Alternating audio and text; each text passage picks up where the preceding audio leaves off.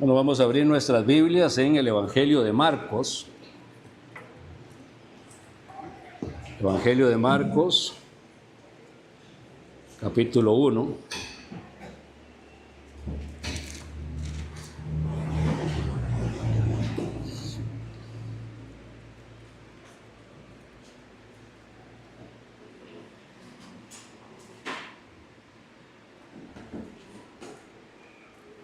Versículos 14 y 15.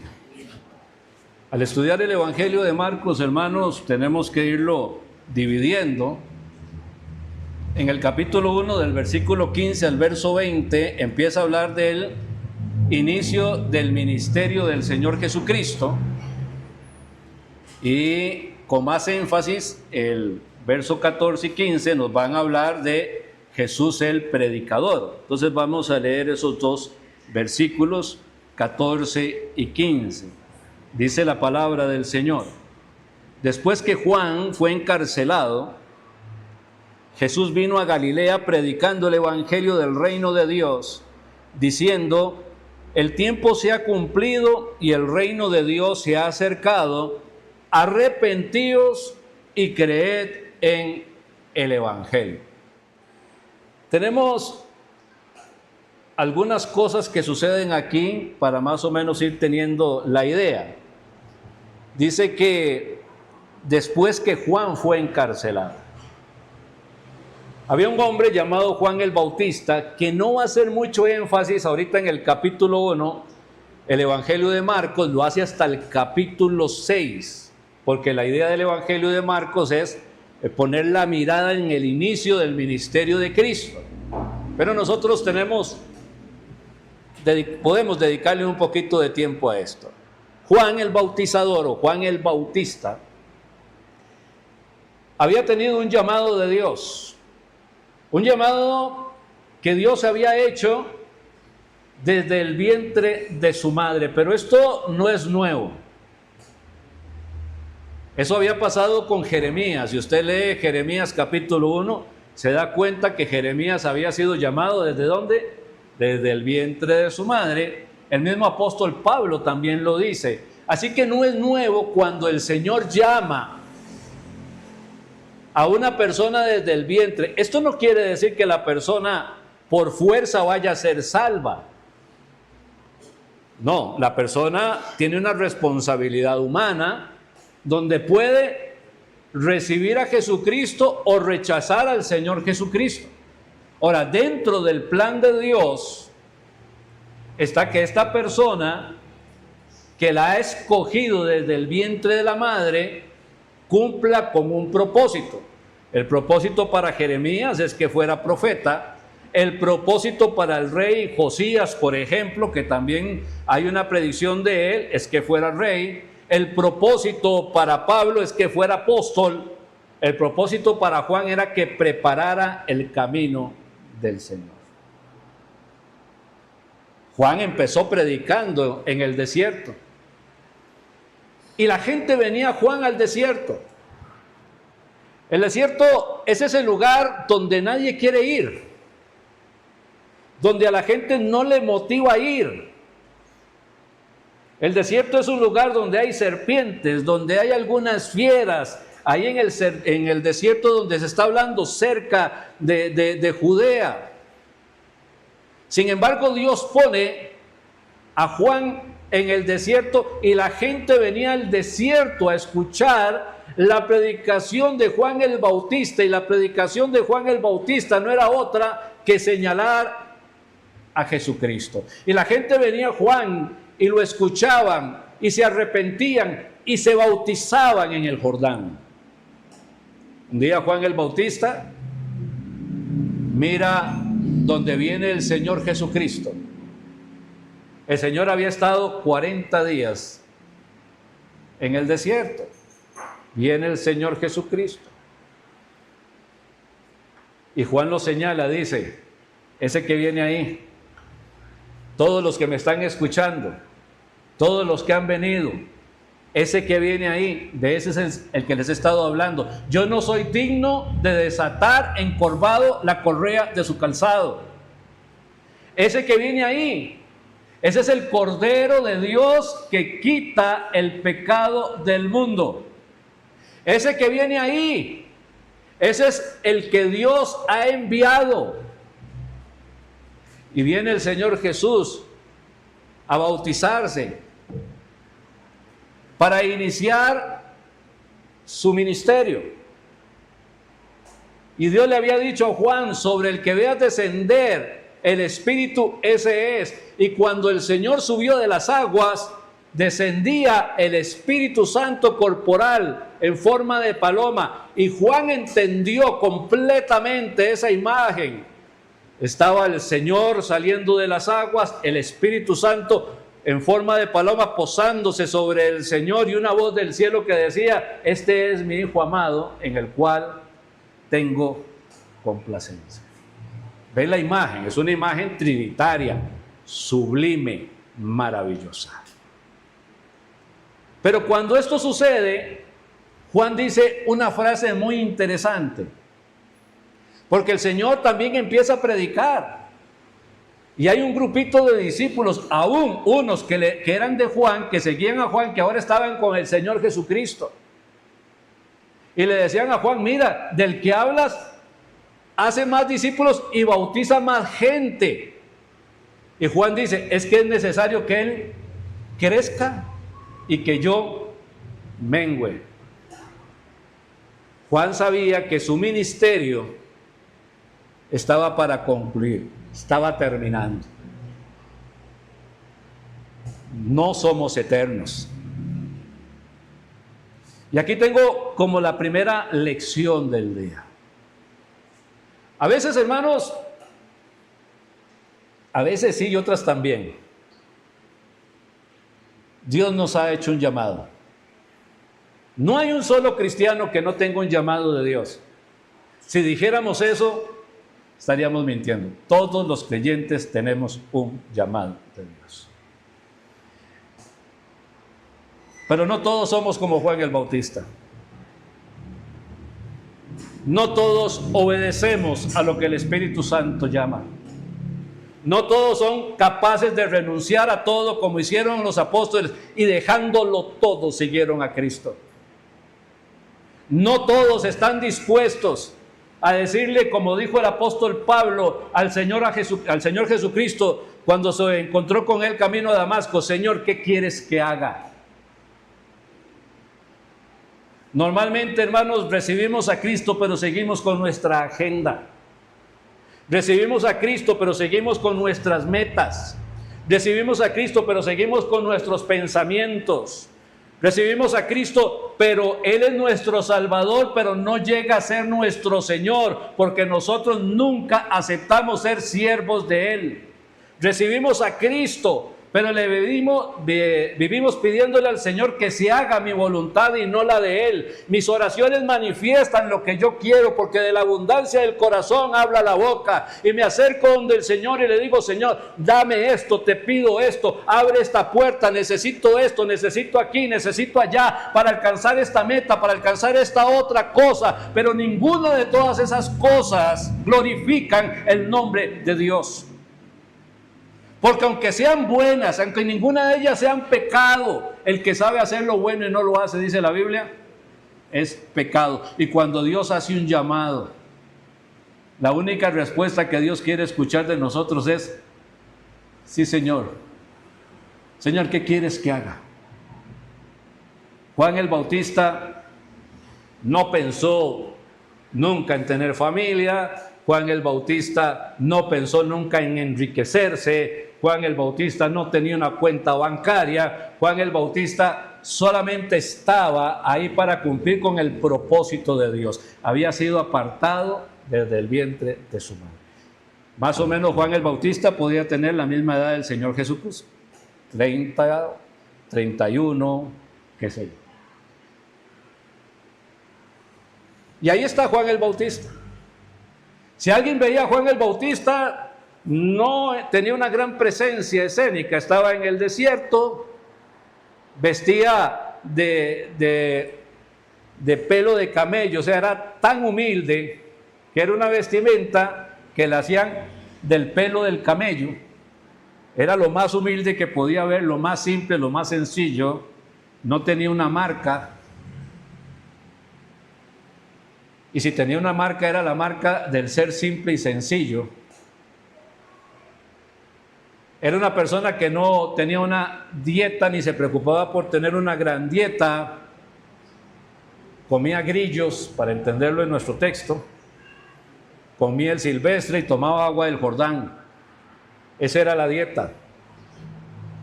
Pero él no estaba preocupado por eso. Él no estaba preocupado por tener más que eso. ¿Sabe cuál es uno de los problemas que tiene la iglesia de hoy día? ¿Por qué es que no sirve a Dios? Porque está tan preocupada de las cosas materiales que dejó de buscar las espirituales. Y se olvidan de lo que Dios dice, de la promesa que el Señor da. Para mí la promesa de Dios, o cada promesa de Dios en la Biblia, es un compromiso que Dios hace consigo mismo para bendecirme a mí. Y como Dios no miente, puedo estar tranquilo. Y la Biblia dice, mas buscad primeramente el reino de Dios y su justicia, y las demás cosas vendrán por añadidura. Si yo digo con toda honestidad, ¿quién lo cree? ¿Cuántos dirían amén con honestidad? No me respondan, por favor. Porque entonces tendría que decirles, ¿y entonces por qué no lo estamos haciendo?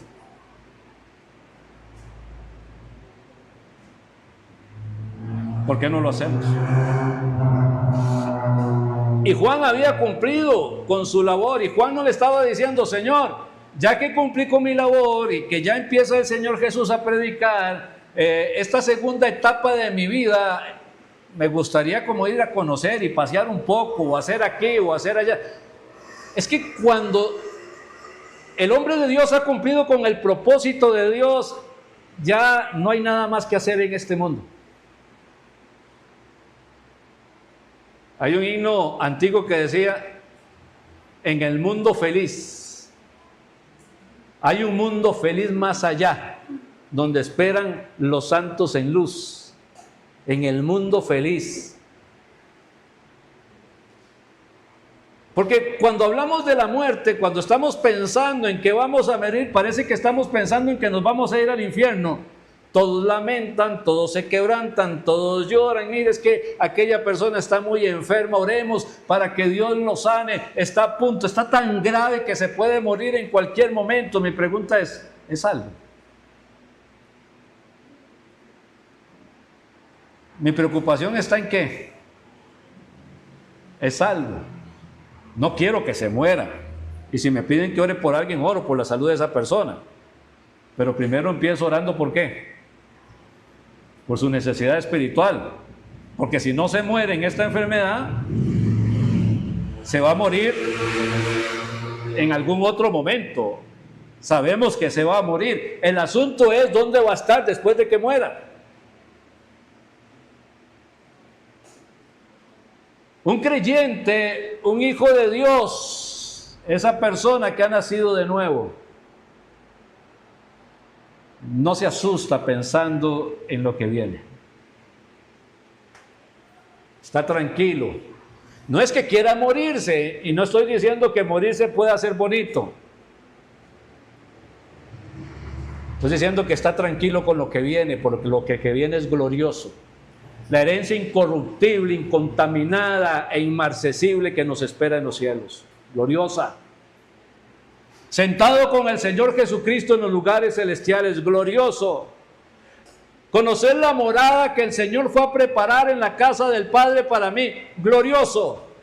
Estar en la multitud de los santos, vestido de blanco, con una corona en la cabeza, postrado ante Dios, diciéndole santo y poniendo esa corona a sus pies, glorioso.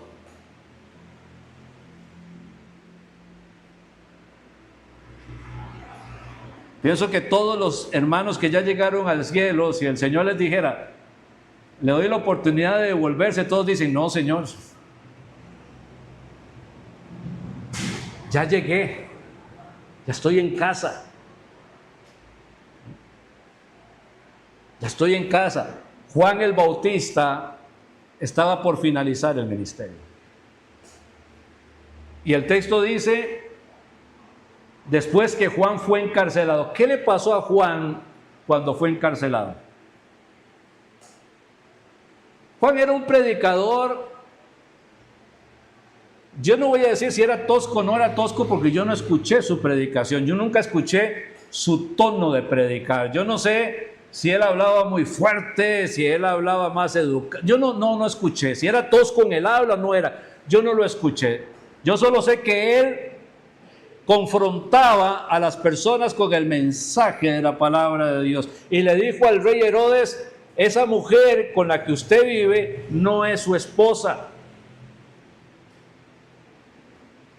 Y a esa mujer no le gustó lo que Juan decía, y esa mujer logró, a través de toda la historia que conocemos, que Juan fuera decapitado. Y alguien dice, ¿qué final más triste le permite Dios a sus hijos? Decapitado. Como el caso de Esteban, apedreado. O como dice el libro de Hebreos, algunos fueron aserrados, como cuenta la tradición del profeta Isaías. Otros fueron crucificados. ¿Qué final más triste le da a Dios a aquellos que le sirven? Eso es una manera de verlo, muy humana.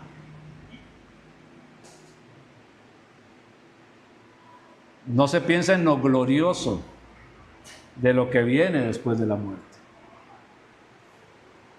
Lo glorioso, es glorioso. Yo no puedo decir, mira, es que Juan el Bautista le tenía miedo a la muerte. Si le hubiese tenido miedo a la muerte, no hubiera predicado. ¿No era más fácil no predicar? Si Pablo le hubiese tenido miedo a la muerte, no predica, no lo persiguen. Si Esteban hubiese tenido miedo a la muerte, se hubiera quedado callado. Pero son personas que creían absolutamente, no suponían. Para ellos era una realidad saber que después de que moría iban a estar en una eternidad gloriosa. Y me hace preguntarme, ¿y yo qué? ¿Cuál es mi pensamiento sobre esto? Yo sé lo que me han dicho, yo sé lo que la Biblia dice, lo he leído, pero mi pregunta es, ¿lo creo? Y creer es descansar en eso plenamente, completamente, totalmente y absolutamente.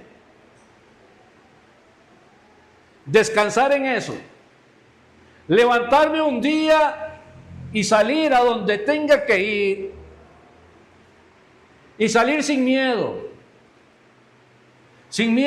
a lo que pueda haber ahí en la acera de enfrente, sin miedo a lo que pueda pasar en el parque, sin miedo a lo que pueda llegar a las 3 de la tarde, sin miedo a la reunión donde tenga que ir, sin miedo ninguno, porque sé en quién he creído. Porque me dice, no temas, porque yo estoy contigo, no desmayes, yo soy tu Dios que te esfuerzo, siempre te ayudaré y siempre te sustentaré con la diestra de mi justicia. No se puede hacer la obra de Dios tomado de la mano del miedo. Hay que hacerla. Sin tener miedo si me muero o no me muero. ¿Qué es lo peor que me puede pasar? Morirme. Y a la vez, ¿qué es lo mejor que me puede pasar? Morirme. Como dijo el apóstol Pablo, porque estar con Cristo es muchísimo mejor. Pero si no ha acabado la carrera, si no ha acabado el llamamiento, si no he terminado de cumplir con lo que Dios me pidió, tengo que seguirme esforzando en hacerlo. Porque es un llamado de Dios. No me llamó la iglesia, no me llamaron los ancianos de una iglesia, no me llamé yo, me llamó Dios. El llamado que usted tiene y que está obedeciendo es un llamado que Dios le hizo. El llamado que usted tiene y no está obedeciendo sigue siendo un llamado que Dios hizo.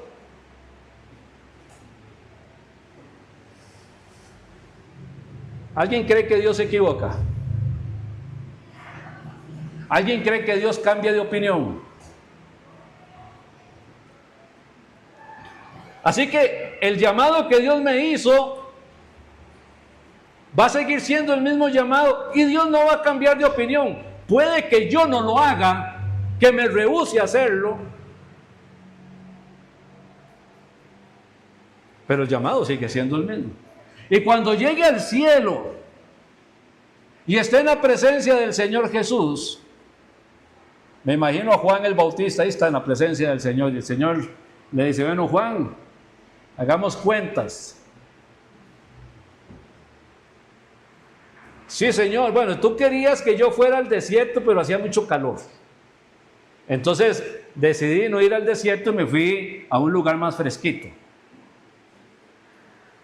Y tú querías que yo estuviera ahí, Señor, sin mucha gente, pero a mí estar solito me deprime, entonces me fui a quedar en el pueblo. Y tú querías, Señor, que yo bautizara a la gente, Señor, pero es que a mí el agua me da reumatismo. Entonces, todo lo que tú me dijiste que hiciera, yo hice una pequeña variación, pero al final lo cumplí, es cierto. Y el Señor le va a decir: yo le pedí a usted algo. ¿Qué le pedí? Que fuera al desierto, que bautizara, que predicara el evangelio. ¿Le pedí otra cosa? No. El Señor dice: buen siervo y fiel. Aquellos que le obedecen, pero aquellos que no le obedecen no se los va a decir. Dice la Biblia que algunos van a ser salvos, aunque así como por fuego. ¿Cuántos de los que estamos aquí vamos a llegar delante de la presencia de Dios y vamos a tener una vergüenza? Salvo sí, pero qué vergüenza, Dios mío santo. La cabeza no va a estar inclinada por adoración, sino por vergüenza. Juan el Bautista hizo su labor, terminó joven. Esteban hizo su labor, terminó joven. Dios nos puede llamar cuando quiera llamarnos. Lo importante no es cuántos años vivamos acá, sino que hayamos hecho lo que Dios nos pidió. El ministerio de Juan terminaba e iniciaba el ministerio del Señor Jesucristo. Ahora, entre el ministerio del Señor Jesucristo y el ministerio de Juan empiezo a encontrar una diferencia. Vuelvo a leerles. Después que Juan fue encarcelado, Jesús vino a Galilea predicando el evangelio del reino de Dios, diciendo: el tiempo se ha cumplido y el reino de Dios se ha acercado, arrepentidos y creed en el evangelio. El mensaje es el mismo. Juan predicaba arrepentidos, el Señor Jesús predicaba arrepentidos. ¿Qué es lo que tengo aquí? Un cambio de escenario. La gente venía de lejos a ver a Juan al desierto. Pero ahora el Señor Jesucristo, en lugar de esperar a que la gente venga, es el Señor Jesucristo el que va a ir. El Señor Jesús no se queda en Judea, el Señor va a empezar a hacer su gira evangelística, por decirlo de alguna manera, desde Galilea. Ahora, estando ahí en Judea, antes de partir hacia Galilea, tiene un encuentro con Nicodemo. Y Nicodemo se acerca de noche y le dice: es que tú vienes de Dios, porque nadie puede hacer las cosas que usted hace si Dios no está con él. Quiere decir que ya el ministerio del Señor Jesús había iniciado, había empezado a hacer algunos milagros, se anotaban. Juan el Bautista no se pone en lista de ningún milagro que se haya hecho a través de él, pero el Señor Jesús empieza. Nicodemo se acerca y es ahí en el capítulo 3 donde tiene todo ese extenso mensaje de salvación, donde sale ese pasaje, porque de tal manera amó Dios al mundo que ha dado su unigénito, para que todo aquel que en él cree no se pierda, mas tenga vida eterna. Y el asunto viene que la gente se arrepienta y crea, o que se rehúse a creer. Más adelante, en el mismo capítulo 3, porque el que en él cree no es condenado, pero el que no cree ya ha sido condenado porque no ha creído en el unigénito Hijo de Dios. Luego de que termina de hablar con Nicodemo, el Señor sigue con su plan de ir hacia Galilea, empezar a predicar en Galilea, empezar en todas esas pueblos que hay alrededor de Galilea. Pero para llegar a Galilea dice que le era necesario pasar por Samaria.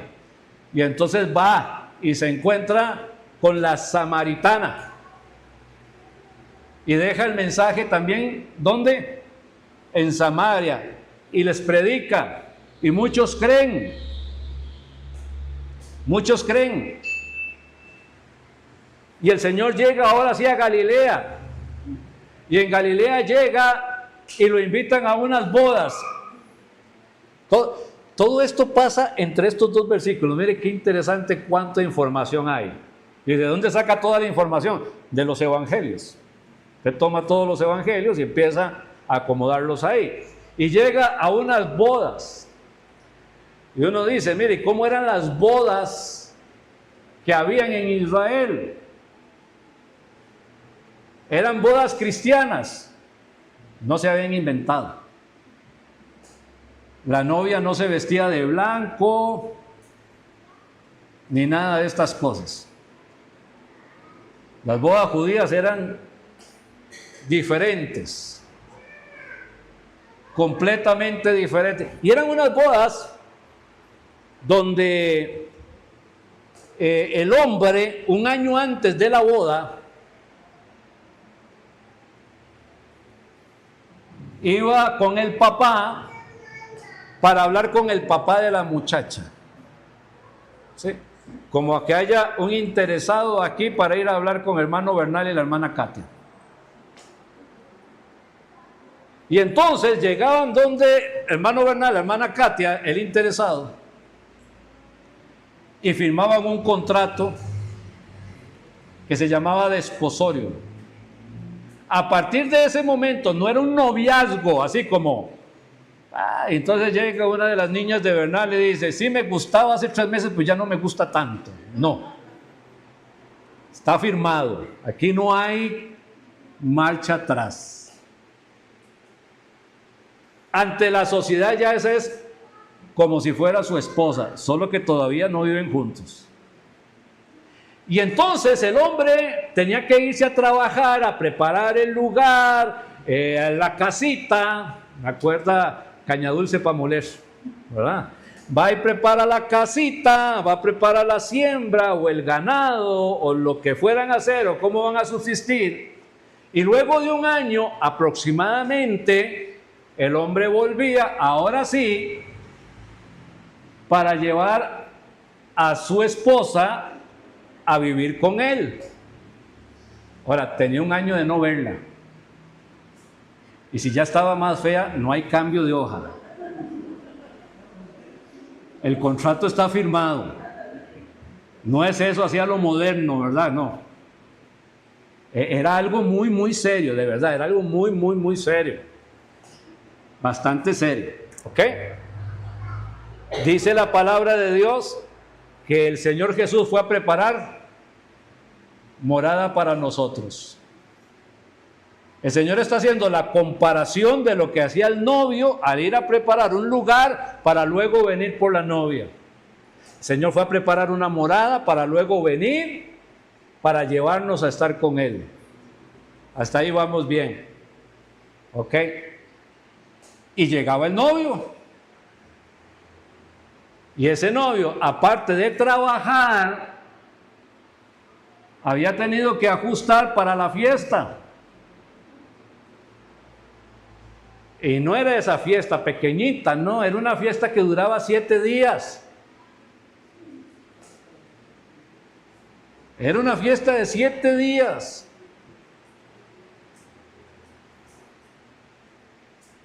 Y durante esos 7 días la gente comía y la gente tomaba vino.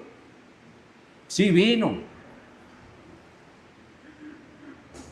Era normal.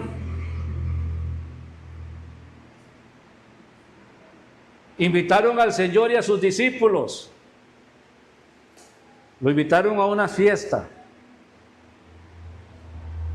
Y ahí estaba el Señor en la fiesta. Y se acabó el vino. Y es el primer milagro que aparece registrado como tal. Y el Señor convirtió el agua en vino.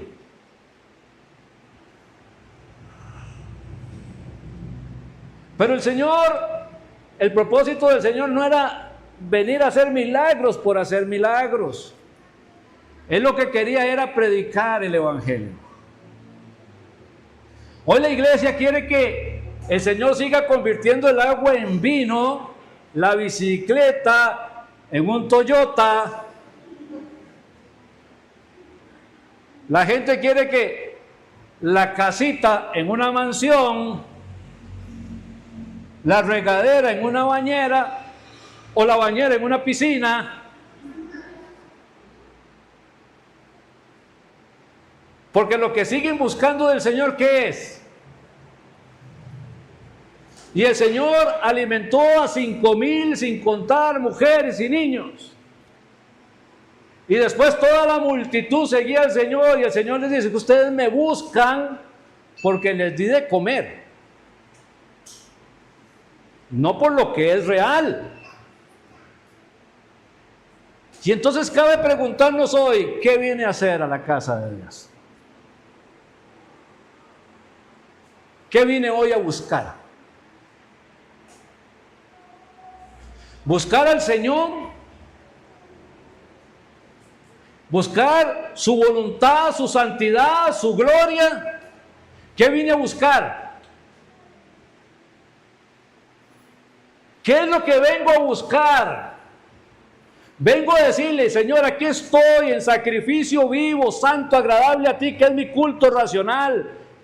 Señor, aquí estoy con Cristo juntamente crucificado. Ya no vivo yo, Cristo vive en mí. Y lo que vivo hoy lo vivo en la fe del Hijo de Dios, el cual me amó y se entregó a sí mismo por mí. ¿Qué es lo que vengo a buscar hoy? Señor, vengo porque escuché la invitación que me hiciste de seguirte a ti, tomar tu cruz. ¿Qué es lo que vine a hacer hoy? Señor, vengo a preguntarte, ¿cuál es el llamado que me has hecho? Vengo a preguntarte, Señor, ¿qué es lo que tengo que hacer? ¿Cómo lo tengo que hacer? ¿Cuándo lo tengo que hacer? Señor, vengo aquí, Señor, a presentarme y decirte, aquí estoy, Señor, para que hagas conmigo conforme a tu voluntad. ¿O vine a que el Señor convirtiera el agua en vino? En la honestidad de su corazón. Es tiempo de preguntarnos.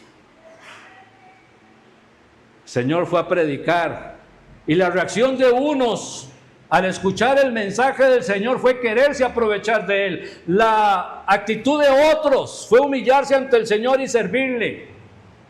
Pero ¿cuál es la actitud mía cuando estoy delante de Dios? ¿Qué es lo que vine a hacer? Aquí estoy, Señor. Vengo a adorarte, a servirte y a glorificarte. Estoy confundido, a veces no sé, Señor, qué me estás llamando, qué me estás pidiendo. No sé qué tan extraviado estoy, no sé cuánto me he apartado de tu voluntad. No lo sé, Señor, pero te ruego en tu misericordia, Padre, que me tomes de tu mano y me guíes, Señor, para ponerme en el centro de tu voluntad. Renueves mi mente y mi corazón para humillarme ante tu poderosa mano y serte fiel, serte fiel, serte fiel, serte fiel, serte fiel. Y nunca jamás apartarme de tus caminos, porque quiero serte fiel. Y que se manifiesten en mí el fruto que se tiene que dar conforme a tu voluntad. Padre mío, gracias por darme tu bondad y misericordia, Señor. A la congregación, el llamado que nos haces Padre, si hay alguien que no te conoce, Dios mío, que venga a los pies de Cristo. Si hay alguien que necesita reconciliarse contigo, que lo haga hoy. Si hay alguien que quiere consagrarse, Señor, que le diga, aquí estoy, Señor. Te lo pido en el nombre de tu Hijo Jesús. Amén. Si alguien al final quiere que conversemos de salvación, de restauración, de consagración, estamos para servirles. Amén.